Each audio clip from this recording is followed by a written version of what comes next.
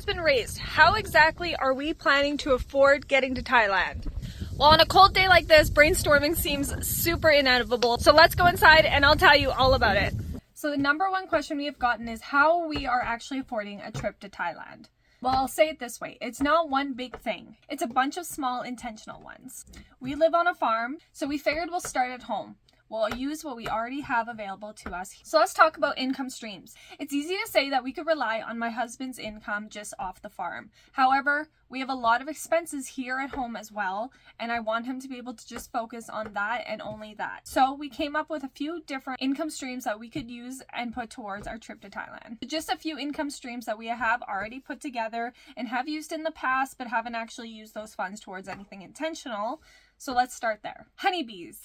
So we have raised our own honeybees for the last 7 years, and we continue to raise honeybees. So this would be one of our income streams as well, is selling the honey that we get from the honeybees. The next idea I had was new and I haven't done it before, so we'll see if it works out, and I will document our whole process for it, but is selling cut flowers at our town's farmers market. So the plan is to grow a variety of different cut flowers and then cut them before each market and make little bouquets of different sizes and varieties. Of course, we have tons of greenhouses here that sell actual flowers for outside. Nobody's necessarily doing bouquets for inside the house, and if you're anything like me, I love having flowers inside the house all year long, so I definitely think this would be a fun idea, and we shall see how it goes. And of course, the obvious one is our pigs. We raise and sell Megalisa, I can never say it, pigs. It's basically the Wagyu of pork. For the last few years, we've had repeat customers and new customers and other farms that have just wanted their own breeding stock to start with, so we have supplied those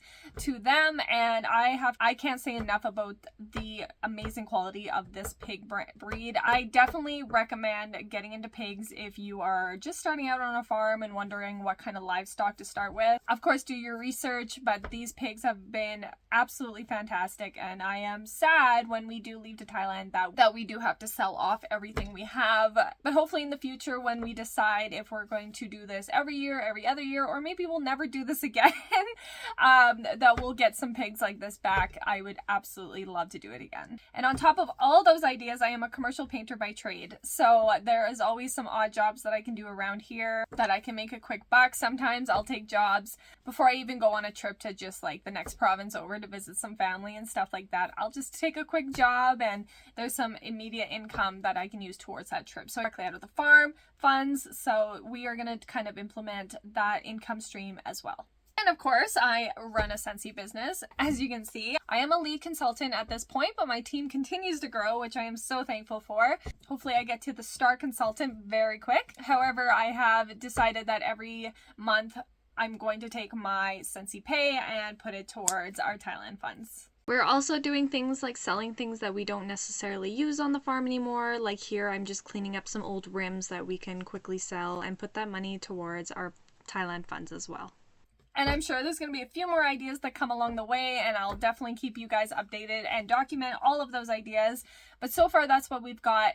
But the biggest change, honestly, hasn't been about making more money. It's changing the way we're spending our current money. We've really cut back on buying things that we don't need. That also goes for eating out. We don't do that as often, especially because we know how inexpensive it is to eat out in Thailand. We feel so gross buying stuff here and eating out here now. It's always in the back of our mind every time we go out to eat, or even just buying things. I'm like, we don't need this. And we've been way more intentional with our shopping. That goes for clothing, that goes for groceries, all that kind of stuff. Even just, I used to love scrolling Marketplace on Facebook and just buying things just because, and now I have really limited myself to almost nothing. We always ask ourselves when we're in a situation of buying something, do we actually need this, or do we want Thailand more? So how are we implementing keeping track of our money? So I had my daughter make us a money thermometer tracker that is on our door downstairs in the living room, and we've made our goal $10,000. This would probably cover all of our plane tickets and maybe just a few other things in that expense area. Every time we add some money into the pot, we fill it in. So right now, We are at $2,500 out of the $10,000. However, we have quite a few months still to go, and I think we're on the right track. And I'm not gonna lie, it feels so good watching that number grow every time we add money to the pot, knowing that every dollar is getting us a step closer to Thailand. So no, we didn't just luck out and can magically afford Thailand.